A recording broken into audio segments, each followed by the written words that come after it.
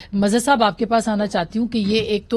جو ڈیولپمنٹ ہوئی ہے مریم نواز صاحبہ کی، اس کے سیاست پہ کیا اثرات ہوں گے؟ آپ کو لگتا ہے کہ آج کے بعد جو سیاست ہے اس کے اندر کافی تبدیلیاں رونما ہو سکتی ہیں؟ شکریہ آسما۔ سب سے پہلے تو جو آپ نے سب سے شروع میں بات کی تھی کسانوں کے مطالبات کی، میرا خیال ہے کسانوں کے بہت جینوئن مطالبات ہیں۔ مجھے سمجھ میں نہیں آتا کہ اتنی تاخیر کیوں کی جاتی ہے، اور پھر جب مطالبات مان لیے جاتے ہیں تو ان پہ عمل درآمد کیوں نہیں کیا جاتا۔ دیکھیے اس ملک میں، اور مجھے حیرانگی یہ ہے، یہ پی ڈی ایم کی حکومت ہے، حیرانگی یہ ہے کہ پاکستان پیپلز پارٹی اس معاملے پہ خاموش نظر آ رہی ہے، جبکہ ایک زمانے میں پیپلز پارٹی کی اسٹرینتھ مزدور کسان یہ ہوا کرتے تھے۔ میرے خیال میں ان کے بالکل جینوئن مطالبات ہیں، ان کے مطالبات کو تسلیم کرنا چاہیے، فوری طور پہ تسلیم کرنا چاہیے، اس سے پہلے کہ سچویشن جو ہے وہ آؤٹ آف کنٹرول ہو جائے۔ دوسری یہ جو آج مقدمہ ہے، دیکھیے اس کے ساتھ ہی ایک اور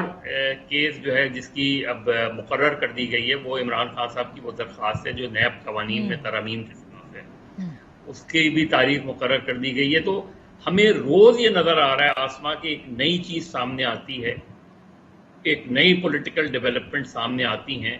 اور بہت تیزی سے چیزیں ہو رہی ہیں۔ ابھی پتہ نہیں آج آپ ایک آڈیو لیک کو ڈسکس کر رہے ہیں، آپ کو پتہ نہیں کل کون سی آڈیو یا ویڈیو لیکس آ جائیں جس کی بات ہو رہی ہے، تو پھر ہماری ڈیبیٹ کا رخ اس طرف ہو جائے گا۔ جہاں تک اس کیس کا تعلق ہے، تو میرا تو شروع سے ایک موقف اس کے حوالے سے رہا ہے کہ سپریم کورٹ نے جب نواز شریف صاحب کو ڈسکوالیفائی کیا پاناما میں، ایک تو اس وقت بھی جب پاناما لیکس ہوئی تھیں، پاناما پیپر سامنے آئے تھے، مجھے یاد ہے کہ اس زمانے میں چودھری نثار وزیر داخلہ ہوتے تھے، اور ان سے جب میری بات ہوئی تھی تو انہوں نے کہا، میں نے میاں صاحب کو یہ مشورہ دیا تھا کہ آپ جو ہے وہ پارلیمنٹ میں جائیں اور پارلیمنٹ دیکھیں، پارلیمنٹ اس پہ کیا موقف رکھتی ہے۔ لیکن بہرحال وہ سپریم کورٹ گئے، اور سپریم کورٹ میں پھر جو کچھ ہوا، اس میں اہم بات یہ ہے کہ سپریم کورٹ نے کہ لارجر بینچ نے ان کو ڈسکوالیفائی کر دیا، جے آئی ٹی بنائی گئی، اس کے بعد اس کو ڈسکوالیفائی کر دیا گیا میاں صاحب کو۔ میاں صاحب کا ٹرائل اس کے بعد ہوا ہے، تو اگر ایک ہائر کورٹ آلریڈی کسی کو جو ہے کسی پر ایک اوپینین دے دیتی ہے، اس کو کالعدم قرار دے دیتی ہے، کالعدم قرار دینے سے مراد ظاہر ہے یہی ہے کہ انہیں وہ یہ سمجھتی ہے کہ میاں صاحب جو ہے نااہل، اس کے پورا موقف ان کے سامنے رکھ کر چیزیں سامنے آ گئی ہیں۔ اس کے بعد ایک ٹرائل ہوتا ہے، اس ٹرائل میں نواز شریف صاحب کو بھی سزا ہوتی ہے، مریم نواز کو بھی سزا ہوتی ہے، اور کیپٹن صفدر کو بھی سزا ہوتی ہے۔ اب آج اور اس لحاظ سے مین سزا تو نواز شریف صاحب کی ہے، تو مریم نواز صاحبہ کے حوالے سے تو ضرور ہمیں یہ نظر آتا ہے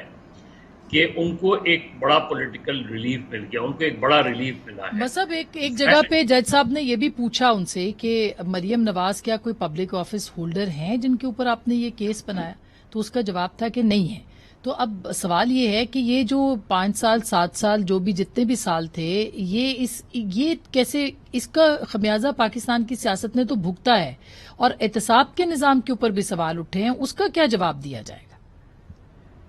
دیکھیں، اگر آسما آپ کو یاد ہو، جب 12 اکتوبر 1999 کو ملٹری ٹیک اوور ہوا تھا، اس کے بعد جو نواز شریف صاحب کا ٹرائل تھا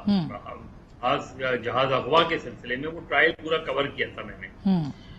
اس میں بھی بہت سارے اکیوز تھے، اور دلچسپ بات یہ کہ ان میں سارے اکیوز کو بری کر دیا گیا، نواز شریف کو عمر قید کی سزا دے دی گئی۔ ٹھیک، اس وقت بہت سے لوگوں نے یہ کہا تھا کہ عجیب سی بات ہے کہ ایک کیس ہے جس میں سب بری ہو گئے، یہ بھی نہیں کہ کسی کو کم سزا دی گئی ہو،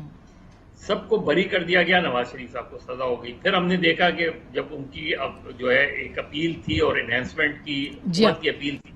وہ ابھی چیزیں چل رہی تھی کہ آل آف اے سڈن پتہ چلا ایک ڈیل ہو گئی۔ جی